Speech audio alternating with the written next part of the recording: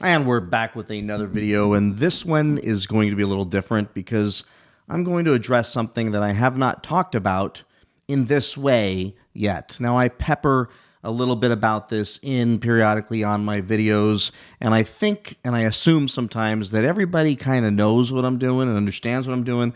But by the looks of some of the comments, and I do still read comments, even though so many other YouTubers I know have told me post and ghost, do not engage because you will just get irritated with the trolls sitting in their mom's basement, typing away, banging on the keyboard, eating a Hot Pocket, and sucking on a bottle of chocolate milk and crying because their life sucks and needing to take it out on everybody else, including YouTubers. So bottom line is, yes, I do read the comments, and thank goodness most of them, 99% of them are great. 98 to 99% like versus dislike rate, which is awesome. So there's no reason for me to address the haters, but more so put a video out there that allows all of you and everybody who so many of you support, regardless of knowing the in-depth reasoning and behind the scenes, because there is some entertainment in seeing me go out and wander around car dealerships and tangle with the car salesman. And look, I get that. It's fun. And I've gone out of my way to make those videos because they always do well, meaning you always like them. But there is people that like to make comments. One guy said, "You're not OC motivator, you're OC agitator or irritator," or something like that. And I thought, he doesn't understand. Here's why he doesn't understand: because he's a car salesman. Because he worked hard his whole life, or he didn't work hard his whole life, or his grades really sucked in high school. Something really bad happened to him in his life to where the best job, the best career choice, the best he could muster up to figure out what to do with his life was to go and stand on a point in a car dealership and wait for some unsuspecting soul to come in there so he can talk them into paying $400 for nitrogen air and rip them off on add-ons and sometimes markups, take them in and drag 6+ hours out of their life and drag them over hot coals and through broken glass to finally get to a place to where they sell them a car and then send them into finance, have finance waste another hour plus their time signing enough documents that you could literally sell a home to somebody and have less paperwork and do it in less time. But they do that for a reason, because while you're in there, they're trying to stick you with all kinds of new junk you don't need that's marked up and overpriced and ridiculous. Is everything? No. Is there some things that are worth having? Sure. But here's the deal. It's not the issue with what it is as much as it is the strategy and how it's done. So the reason I do these videos and the reason why I don't feel bad about wasting time of car salespeople is because they have wasted countless hours of my life and frankly all of your lives. And if I've heard one clear complaint across my channel, it has been with the car buying process. People are not happy with it. People hate it. Even at the end, we go into Stockholm Syndrome when we finally get the keys to the car and we have that moment of elation and happiness and joy and some endorphins being released as we finally reached the finish line. We climbed freaking Mount Everest and we got the car despite so many obstacles and them telling us that our credit wasn't good enough or that we need more down payment or they're running through another bank or that they can't get us so much for our car and they need to go back talk to their manager and the whole rope-a-dope that they do for hours and hours on end, that finally we're so happy that we got the car that we actually say, yeah, we love this guy. We like him. It's kind of like when I joined the military and in basic training. So on day one, we had training instructors, we called them TIs in the Air Force, that wore the big, huge Smokey the Bear hats and the clicks on their heels of their combat boots and yelled and screamed at us, berated us, called us names, and made us do push-ups and screwed with us. We slept 3 hours a night, got up in the morning, sang the Air Force song, and ran all day long. And at first, we hated that man. And after 6 weeks, we decided we loved that man because he took us through a process, a journey, if you will. The thing is while that experience seems kind of like what's going on with people when they buy cars, a 6-hour tour at the end, you're just like, okay, I love this guy. I've spent so much time with him and he got me the car. You shouldn't feel that way. It's not the same. This person did it strategically. They invested all that time. And here's what's really sad. The salesman likely is getting screwed just as bad. And here's why. A lot of them are getting $100 a deal, $200 a deal, $300 a deal. Their comp plans have been changed by the owners of these dealerships so many times that their heads spin. These guys have had so much insecurity in their employment that they've changed dealerships multiple times. You can no longer find a salesman that actually is the same salesman that was there 6 months ago because they changed to another dealership, which is why so many of them I find out there know nothing about the cars that they're selling. They walk out there completely blind, deaf and dumb, where they go, I don't know what the hell it is I don't know how much horsepower is in this car. What's the difference between a Scat Pack and a Hellcat? And you work at Dodge. All these have been exposed on my videos because there's no leadership at these places. These are salespeople who got promoted into being general managers or sales managers who now just say, go out there and get some sales and crack some skulls and get some money, get that paycheck so that he can make a bunch of money and screw the salesman out of money. With that said, doesn't make me love the salesman anymore. And I think every one of you should quit your jobs and go find something that's a little bit more noble, a little bit more moral, or at the very least, I would say, and I almost just said, be noble, be moral when you're selling cars, but your organization and the system won't allow you to do that, which has led to me going out and trolling dealerships. But I also want to be clear about the Camaro video and a few recent videos at the Mustang dealership as well. I am generally looking for a new car. Be very clear. I am. And no question, over the next few months, probably before the end of the year, if not sooner, I will have a new car. It's a constant conversation in my house. Not because I don't like my Scat Pack. I love my Scat Pack. I think that's great. And if it made sense to keep that thing, I would keep that thing and get something else. But what's happening is I'm racking so many miles on it, 27,000 miles on it in 2 years as my daily driver, that I am going to be burning through brakes, which is going to be expensive. And I don't know what else other issues could come up, but I know that I'm rounding the corner of expiring my warranty.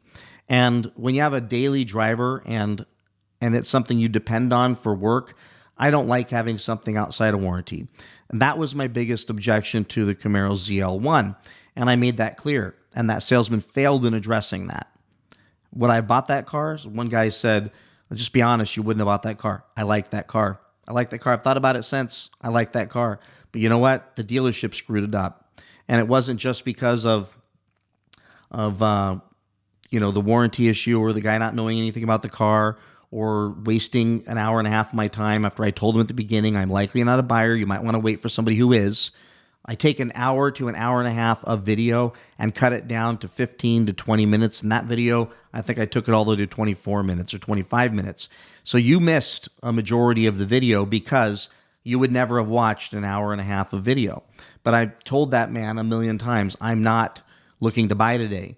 But hey, if you want to do a deal, if you want to give me the right price for my car and the right price for your car, I might become a buyer. But just know it's a long shot. He chose to take my time up, promised me 3 different times that he's going to give me a price for my car based on the VIN number. He told me that. I didn't ask him for that, only to come to me and tell me I can't do that. So to me, that was first or probably the third hole he stepped in. One, not knowing about the car and being kind of oblivious to anything about that car and telling me it wasn't supercharged and it is, and just the mistakes all the way around, but then making me sit there only to come back and say, you got to bring it back. Knowing that there was more to this. Go watch the video and you can find out. And also helping me film, holding the camera for an hour and being part of the whole process. Not for once, like the chances of him thinking that I was filming a family home video to play at Christmas time was ridiculous. A couple of people have commented, well, he didn't know you were a content creator. Let me just tell you, my camera is a content creator camera. He held it in his hand. Clearly, I was like, you would have to be the dumbest person in the world to not know what I'm doing with this. I talked in the car, a lot of parts I cut out, that I like my viewers to see this, see that, and the things I cut out of the video, because I would assume that you would not even think at the end that this man thought there was some other motivation. I was collecting video for my hard drive to never expose it or share it with the world. I had every intention to make him look amazing and good, whether I bought that car or not. As you can go look at my other videos, that has happened. Almost probably, I even took some heat for like 3 or 4 videos in a row. I literally gave the sales guys plugs on my channel and sent business to them. Literally gave them free advertising. They had to pay me nothing because they were fair and honest with me on that dealership lot. And I don't know if it's led to sales yet, but I can tell you it didn't cost them anything and it got them something. And if I go buy a car, a Ford, I'm going to go to those Ford guys. If I go to the Dodge, I'm going to go to the Dodge guy in the desert. That was amazing. And at this Chevy dealership, he would have been my guy. But not now. Not now. Go watch that video. So why do I do this? What's the point? Well, I do this, one, I'm shopping for a car. But I've done this way before I was shopping for a car. And why? And why don't I feel bad about one guy puts in the comments that I'm wasting their time when they could be earning money to feed their family. Okay, I'm wasting their time. Let's just rephrase that a little bit from my perspective. I'm wasting their time to save some family from getting rope-a-doped and screwed. That's what I'm doing. Any amount of time that a salesman is not screwing someone is a good thing. I know it's like throwing the starfish back in the ocean, and there's thousands of them on the beach. You remember the story? And a guy throws one in the ocean, throws another in the ocean. Somebody comes up and says, "Why are you doing that? There's no way you can save them all." And he says, "But I saved that one." And that's how I feel, is maybe while also entertaining you all and educating people who this morning I was fielding an email from a gentleman who's looking at a beautiful Scat Pack wide body, 19,525 miles on it, and they're asking $44,000. I went and did the footwork for him. I went and put the VIN number in CarMax and Carvana and got values of wholesale values of what they would pay for that car. Went back and gave him a mathematical breakdown of what he should pay for that car, as well as what he should not be willing to accept in the negotiations when it comes to add-ons, admin fees, doc fees, and garbage they're going to likely pad into that thing. I was able to give him exact data on how long that car's been for sale and help him understand what that dealership's into that car for, most likely. This I did for nothing. This I did for free. This I did with no video camera filming it. But what I can do when I'm on the dealership lots and I'm wandering around there and I'm having conversations with these salespeople, I can show you the good, the bad, and the ugly. And in most of my videos lately, I've shown you the good. I've shown you some good salespeople. And did I take up a little bit of their time? Yes. Did I give them something in return? Yes, I did. I gave them plugs. I put their phone numbers up on the screen and I sent them business. I collected their business cards, which I know I've got some of them on my desk right now and upstairs on my countertop by my sink. I literally have the cards there. My wife's like, "What are you doing?" So I'm shopping for cars. To where if somebody asks me, "Do you know of a good Dodge salesman?" I'll be like, "Absolutely. Go see Renee out in the desert," because he was fair and honest with me. That's what I do. I gave him something in return. I didn't just take. I hope you recognize that. If they're horrible and they're slimy, they deserve to have their time wasted. I have no problem wasting their time. I would do it again. Absolutely. And so far, other than maybe the one guy who came up to me at one of the Dodge dealerships and saw the camera and turned around and walked away, that was his prerogative. And then to end with, when people wonder if I tell them that I video, almost every video I leave in, even though it's mundane, the part where I tell them I'm videoing. But it would be really hard to miss holding this thing in my hand. Like, how do they miss that? What the hell's my other camera? Well, whatever. Disappeared. That's crazy. The thing was just right here. So it'd be impossible for them to miss that thing. So they know they're getting filmed. And one guy, if you saw in the Ford dealership, he came walking up and I said, "Hey, I'm sure you don't want to be on," I said it. "I'm sure you don't want to be on camera. I'm filming my car search. I'm wandering around the dealership, checking out prices. I'm sure you don't want to be on camera." He says, "I don't care. I'm just looking, dude. Just walking around. I'm filming my car search. When I decide to buy, I'm gonna come call you guys and get with you." All right, but you don't want to be on camera. You don't want that. that. I don't care about it. I know. I don't care at all. No. So awesome. And that's pretty much how it's gone 99% of the time. And even with this last guy at the Chevy dealership, how it went with him, only to have it scuttled at the end because some little weasel in the dealership recognized me and decided to say things to make them think I wasn't a real buyer when I am. I am absolutely a real buyer. It's going to just take somebody to deliver on what I'm looking for. Meaning, if my issue is warranty and my issue is an interest rate or something like that, address those two issues, and then remove the objection. That's like sales 101. Isolate and remove the objection. Address the objection, and then say, now, do you want to buy it? Well, let's go. And if we can't, no hard feelings. And I also want to ask, how many times do you think buyers walk into car dealerships a day that don't buy? Let me just tell you, most of them. Most of them do. So I'm no different than anybody else other than I'm carrying this thing around and that I'm filming and telling them that I am. So the reasoning behind what I do is either I'm looking for a car and possibly both, I have no problem trolling these dealerships. And no question, they're catching on, and I will run out of dealerships to go to. And more of them will not talk to me. And that's okay. In the meantime, you all get to watch. You all get to be hopefully somewhat entertained, but more importantly, hopefully you get to learn how those conversations go, how I'm always kind, respectful to these folks. I'm never crappy with them, but I am stern when it comes to any negotiations. I do ask them straight up about add-ons and markups and junk like that. And I also recognize the fact that the salesman is just the salesman. The salesman is going to be there another month or two before he goes to another dealership. And before ultimately, hopefully, he escapes the trap which those dealerships are and finds a better career. So I don't beat them up because I know they're transient in nature. They're not going to be there very long.